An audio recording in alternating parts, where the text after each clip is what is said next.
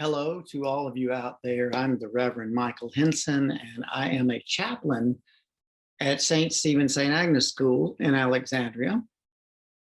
I'm the middle school chaplain. I also teach 8th grade religion, and I want to thank the diocese and the bishops for an opportunity to share a few minutes with you. The text I'm going to be focusing on this morning is one of those classic texts in which the Israelites are not getting along so well with God. And I'll read part of this from the book of Numbers, because the reading and the whole thrust of my message has to do with what we do with attitudes and how sometimes what we expect to see is exactly what we see. From Numbers.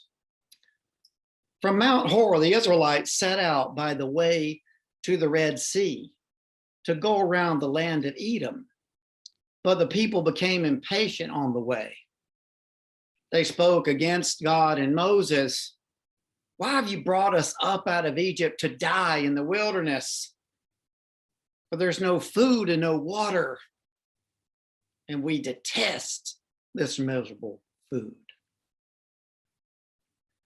Not having a good day of it. And I'd like to share a story that I think helps capture some of what it means to look for something and often find it. The way the story goes, a farmer is working in his field, as farmers do. And the farmer is out there tilling the soil and pulling up a few weeds and things like that. And as it would happen, a traveler comes along the road. And the traveler strikes up a conversation with the farmer. And they exchange a few words. And the traveler says, "What are the people like in the next town? Because that's where I'm going, right up the road." And the farmer looked at him and said, "Well, what were the people like at the town you just left?"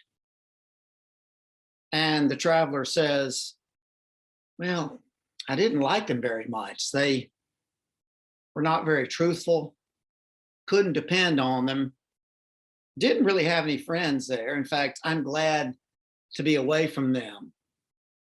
I didn't like those people in the last town." And the farmer says, "Well, I'm afraid you might find the same kind of people up the road in the next town." And the traveler shrugged his head and walked on. After a period of time, another traveler comes along, walks along the same road. He too is heading from a town back the road, back a few miles away, and is headed to the next town. And he, like the first traveler, strikes up a conversation with the farmer and indicates that he is going to the next town up the road. And then he asks the farmer the same question the first man asked him. "Hey, what are the people like up the road at the next town?" And the farmer looks at the traveler and says, "Well, what were they like in the town you just came from?" And the traveler says, "Well, I had some really good friends there. In fact, they were very trustworthy. Everyone looked out for each other. Had some great friends. In fact, I'm going to miss those people because of some really good friendships." And with that, the farmer looks at the traveler and says, "I think you will probably find the same kind of people at the next town."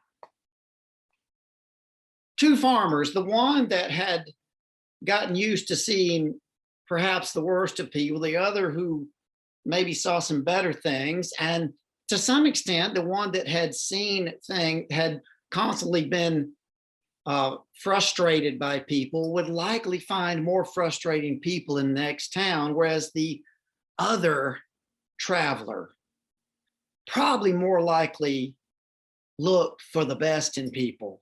Not that people aren't irritating, not that there aren't problems and conflicts, but probably looked for the good in people, and more times than not found that. It is true. It's not an absolute truth, but it is true at some level we do to some extent get what we look for with people, with our faith.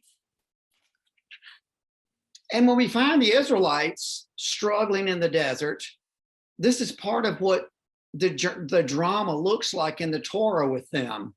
God will bless them and provide richly for them. And yet when things aren't just right, they seem to sometimes quickly go to a place of complaining because it's not the way they want it to be.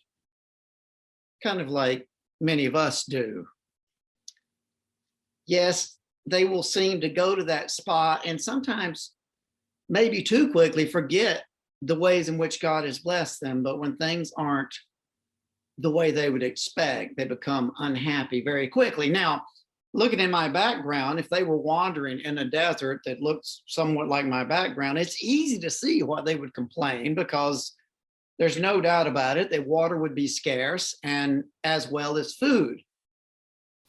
So they have every reason to be dissatisfied. But it's not just a story of the Israelites, because we too often adopt the same pattern of showing some gratitude when things are going great. And the moment things aren't going so great, we can begin to complain and all of a sudden miss the good that's around us because we can't see it. How quickly we can forget the good work of God when things aren't just right. Easy to go to a place of complaining. Now, keep in mind, I'm not talking about complaining if we're in a dark pit of depression or we've just gone through some kind of major traumatic event. I don't mean that. I mean the more run-of-the-mill complaining about the traffic, or I didn't have what I wanted for dinner, those kinds of things. So I'm not at all diminishing the pain that some of us can be in. I'm also not saying that there aren't plenty of things to complain about. Yes, there's a lot that's broken that needs to be fixed. The world is broken. But I'm going to try to point out how to be careful not to get so caught in a negative place that it prevents us from seeing the blessings. The truth is, I can complain with the best of them. No doubt about it. And this confession, this preacher's confession, is sometimes I like to just chew on something for a while. Maybe you can relate. And sometimes it does feel pretty good to share some of our frustrations with a neighbor, with a friend. But sometimes I hang on to it a little too long and I just want to stay with it, to the point that it's no longer helpful.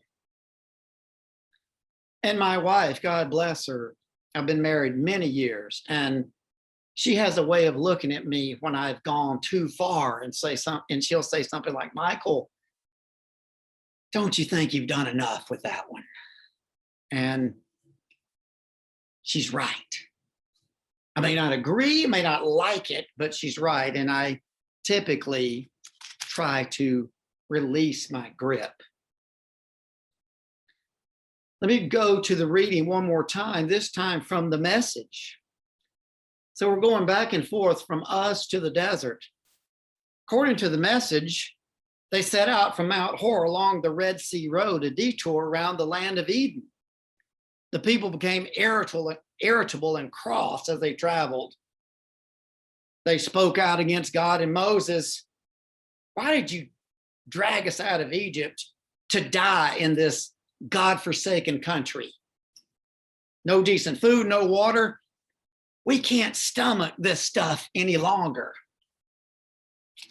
So easy to go to a place like that, both for the ancient Israelites and for us. But there is a cost if we stay too long in that complaining space, because I can guarantee that if that's where we go too often and stay too long, complaining will always lead to more complaining. And a sense of scarcity will lead to more scarcity. And a sense of dissatisfaction will lead to more things about which we can become very unhappy. And And here's the danger to our faith during this Lenten season and really any other season. We can become so bogged down on the negative and the what we don't have that this can become a grace blocker. Yes, a grace blocker that prevents us from seeing the good things God might be doing over here, but we miss it because we're stuck right here. As people of the resurrection, there is always hope. As people of the empty tomb, there's always light. It might not be as plentiful as we want it to be sometimes, but there is some light to be seen with God's help and as we have eyes to see it. Very difficult to be grateful when we're in one of those places when nothing positive seems to be happening. And this is part of the struggle with the Israelites, part of the struggle we have with God. The truth is, I think we can be a handful for God. We stumble and grumble, and God loves us anyway. And we sometimes forget that our survival is all about the bountiful grace of God anyway. As we read from Ephesians, for by grace you've been saved through faith. This is not your own doing. It is the gift of God, not the result of work, so that no one may boast. And the Gospel of John invites us, even when we're challenged, to look for light from John. But those who do what is true come to the light, so that it may be clearly seen by their deeds have been done in God. Yes, we can be a handful. We stumble. God loves us anyway. We blow it. God wraps God's healing arms around us. We fall short, and God holds us in the palm of God's hands. God does not give up on us, and we do well not to give up on God, even when things aren't going just the way we think they should. We too are being invited to still follow that way of Christ, that full life of Christ. And as God reaches out to us and holds us in the palms of his hands, let us be reminded that we will never be far from God's grace. We can depend on that always, because we are people of the empty tomb. Amen.